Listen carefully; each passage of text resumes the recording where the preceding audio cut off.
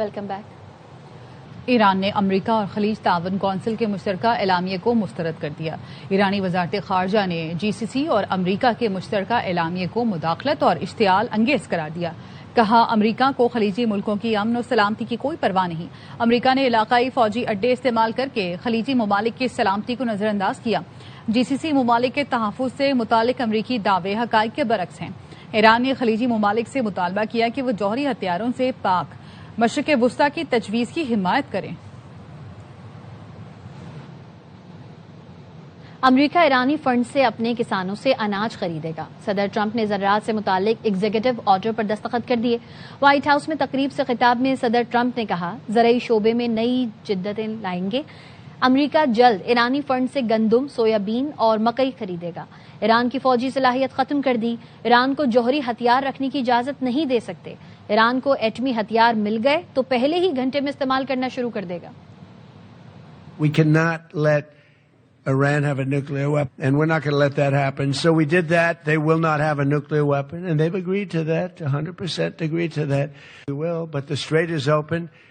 Yesterday they took out 19 million barrels of oil. That's the most in the history of the strait, and the oil prices are dropping like a rock. Navy, they had 159 ships within 1.5 weeks. They were all at the bottom of the sea.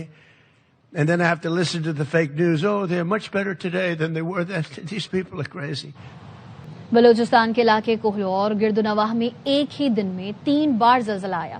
Kohlu میں صبح 10:25 پر پہلا زلزلہ آیا، پھر 10:58 پر اور 4:49 پر تیسری بار زلزلہ آیا. محکمہ موسمیات کے مطابق بلوچستان کے مختلف علاقوں میں زلزلہ محسوس کیا گیا. یوب، بارخان، رکھنی میں بھی زلزلہ محسوس کیا گیا.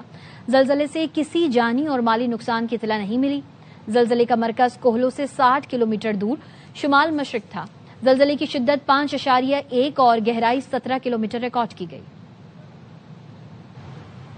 یورپ شدید ترین گرمی کی لہر میں ریکارڈ توجہ کا مرکز حرارت سے سینکڑوں افراد ہلاک ہو گئے. اسپین میں گرمی سے ہلاک افراد کی تعداد 200 سے تجاوز کر گئی. برطانیہ اور فرانس سمیت کئی ممالک میں جون کا گرم ترین دن ریکارڈ کیا گیا. پارہ 40 ڈگری سے اوپر چلا گیا. جرمنی، فرانس اور اٹلی میں بھی متعدد ہلاکتیں. اسپتال ہیٹ سٹروک کے مریضوں سے بھر گئے. گرمی سے بچنے کے لیے ندی نالوں کا رخ کرنے والے کئی افراد ڈوبنے کے باعث بھی ہلاک ہوئے. امریکی نائب صدر جے ڈی وینس کا برطانوی ویب سائٹ انہرڈ کو انٹرویو، جس میں انہوں نے کہا کہ امریکہ اور ایران نے براہ راست فوجی رابطے کا ایک نیا چینل قائم کرنے پر اتفاق کر لیا ہے. 5 داران انقلاب اور سینٹ کام کے نمائندے دوحہ میں ملاقاتیں کریں گے. رابطے کے نئے چینل سے معاملات کو براہ راست مذاکرات کے ذریعے حل کیا جا سکے گا. دوحہ میں ایسے معاملات پر گفتگو ہوگی جو مستقبل میں غلط فہمی کا باعث بن سکتے ہیں. اسرائیلی طیارے ایران کی جانب آتے دیکھے گئے. یہ خطرناک قدم ہے. ترجمان خاتم الانبیاء ہیڈ کوارٹرز ابراہیم ذوالفقاری کا کہنا ہے کہ ہمسایہ ممالک کی فضائی حدود میں اسرائیلی طیارے ایران کی جانب آتے دیکھے گئے. ایران اس اقدام کو اپنی قومی سلامتی کے لیے براہ راست خطرہ سمجھتا ہے. امریکہ اسرائیل کو روکنے میں ناکام رہا تو ایران مناسب جواب دینے کا حق رکھتا ہے. ایران اپنے خلاف کسی بھی خطرے کو ہرگز برداشت نہیں کرے گا. ایران نے آبنہ ہرمز پر فیس سے سالانہ $40 ارب کا ہدف مقرر کر لیا. وال اسٹریٹ جرنل نے اپنی رپورٹ میں انکشاف کیا ہے کہ ایران آبنہ ہرمز سے گزرنے والے بحری راستے کے لیے سیکیورٹی، حفاظت اور ماحولیاتی خدمات کے عوض فیس وصول کرے گا. منصوبے پر عمل درآمد اور اس کی بین الاقوامی قانونی حیثیت کے حوالے سے ابھی مزید تفصیلات سامنے نہیں آئیں. متحدہ عرب امارات نے بین الاقوامی برادری سے ایران کو آبنہ ہرمز میں غیر قانونی سرگرمیوں سے روکنے کا مطالبہ کر دیا. کہا سمندری تجارت میں رکاوٹ ڈالنا علاقائی استحکام اور عالمی توانائی سلامتی کے لیے خطرہ ہے.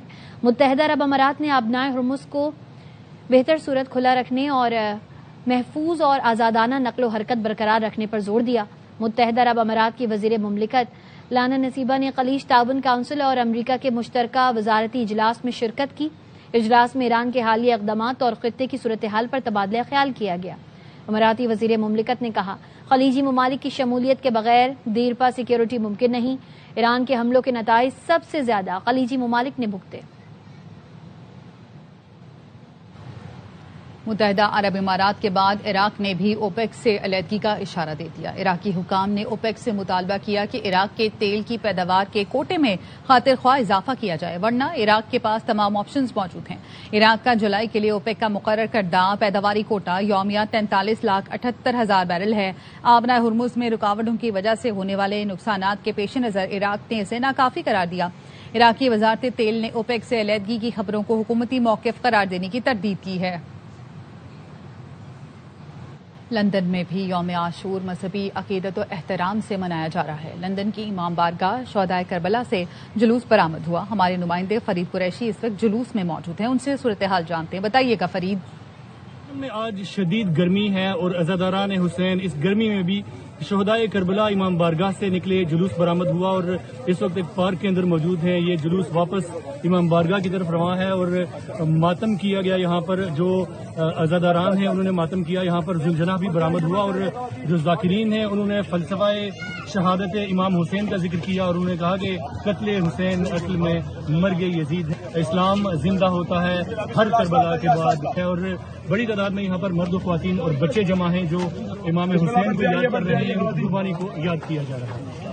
اہم خبر دیں گے آپ کو. مدینہ سے کراچی آنے والی PIA کی پرواز PK 8050 میں فنی خرابی کے باعث پرواز 3 گھنٹے سے مدینہ ایئرپورٹ پر موجود ہے. PIA کے مطابق سخت گرمی میں انجن سٹارٹ کی وجہ سے خرابی ہوئی ہے. طیارہ ایئرپورٹ پر کھڑا ہے اور انجینئرز جانچ کر رہے ہیں. خبر دیں گے آپ کو. امریکی صدر ڈونلڈ ٹرمپ کی یورپی ممالک کو 100% ٹیرف کی دھمکی. ٹرمپ کے مطابق یورپی ممالک امریکی کمپنیز پر ڈیجیٹل سروسز ٹیکس لگانے کی تیاری کر رہے ہیں.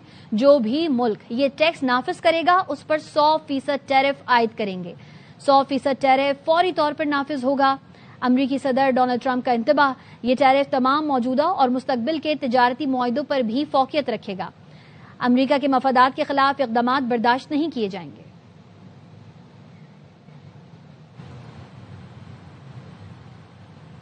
ایران خطے کی اجتماعی سلامتی کے لیے کسی بھی دوسرے فریق سے زیادہ پرعزم ہے.